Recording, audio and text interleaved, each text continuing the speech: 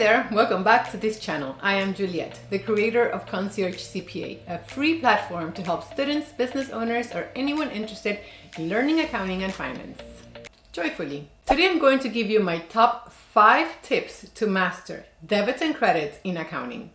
If you are struggling to remember the rules, this video will be a game changer.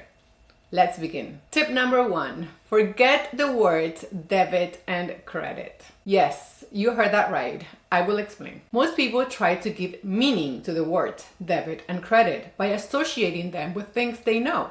You might think of your debit card or a debit in your bank statement. You're also associating the word credit to your credit card or credit in your bank account.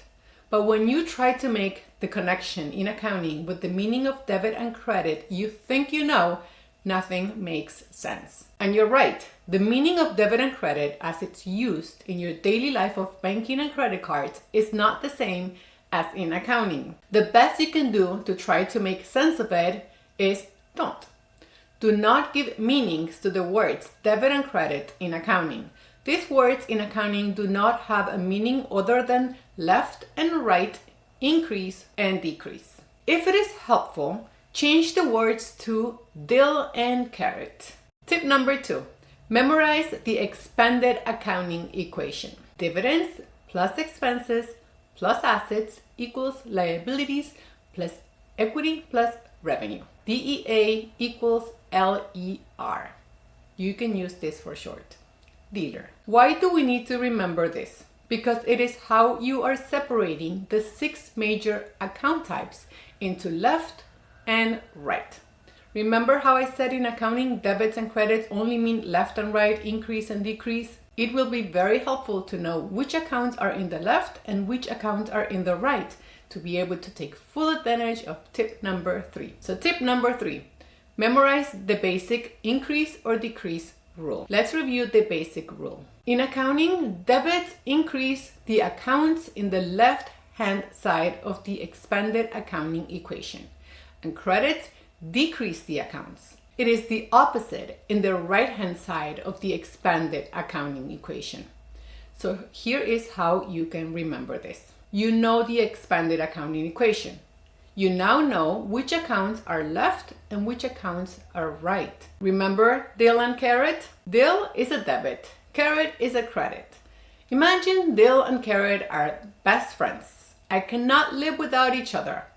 If there is dill, there is carrot. Now imagine you are a teacher, and because dill and carrot are best friends, you need to make sure they are paying attention. So you sit dill on the left and you sit carrot on the right. If dill is on the left, thumbs up. That means debits increase on the left-hand side of the expanded accounting equation. If dill crossed over to the right, then thumbs down. Or debits decrease the accounts in the right-hand side of the expanded accounting equation. How about carrot? Well, when carrot is on the right-hand side of the expanded accounting equation, where you ask them to sit, then thumbs up. But when he comes over to the left-hand side of the expanded accounting equation, thumbs down. So you see, when dill and carrot are where you put them, dill on the left, carrot on the right, then we give them a thumbs up.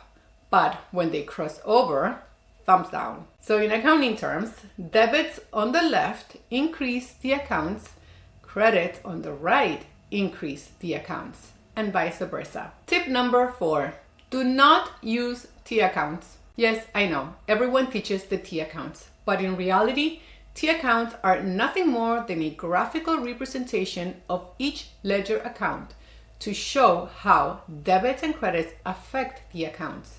It is very useful to explain how debits and credits are placed on the right or left hand side of each account. However, journal entries are never one-sided. Each journal entry affects at least 2 accounts. One with a debit and one with a credit. When there is a dill, there is a carrot. T accounts will not help you determine if you debit or credit the account. Use the expanded accounting equation and the basic rules of left and right instead. Tip number 5, practice. I know it is obvious, but I think it is a good tip to practice starting with any possible entry that affects cash. You can start with any scenario you can think of that involves receiving cash. When your cash increases, that is a debit. You now need to figure out which account to credit. You can think of collecting revenue paid in cash, collecting revenue owed to you, receiving a refund on a bank fee, receiving a cash from a loan. Then you do the same with any potential transaction that decreases your cash, a credit to cash, and figure out which account to debit. After a while, debit and credit will become second nature. And there you have it, my top 5 tips to master debit and credit in accounting. Remember, understanding these concepts is crucial for anyone in the field of accounting and finance. By forgetting the traditional meanings of debit and credit, embracing the expanded accounting equation, applying the basic increase or decrease rules, stepping away from T accounts, and practicing with real-life scenarios, you are on your way to mastering these essential accounting principles. If you found these tips helpful, don't forget to like, share, and subscribe for more accounting wisdom. Thank you for watching. See you next time.